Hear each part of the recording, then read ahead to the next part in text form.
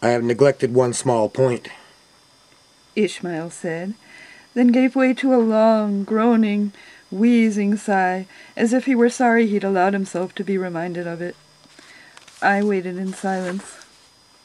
One of my students was an ex-convict, an armed robber as it happened. Have I told you that?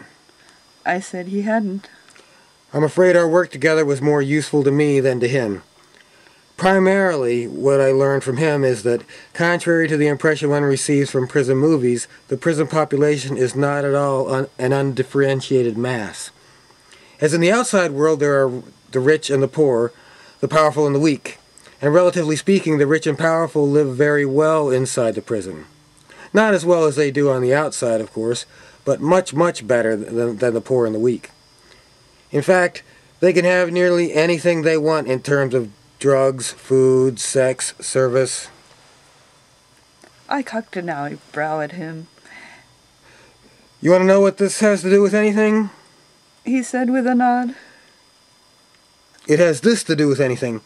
The world of the takers is one vast prison, and except for a handful of levers scattered across the world, the entire human race is now inside that prison.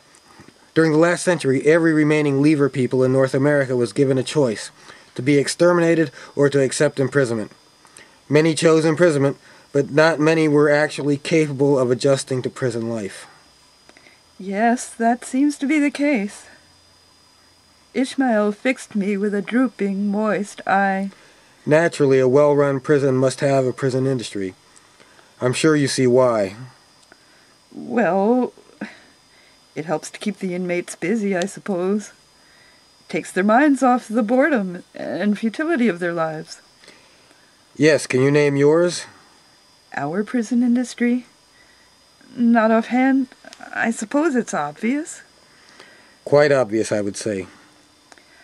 I gave it some thought. Consuming the world. Ishmael nodded. Got it on the first try.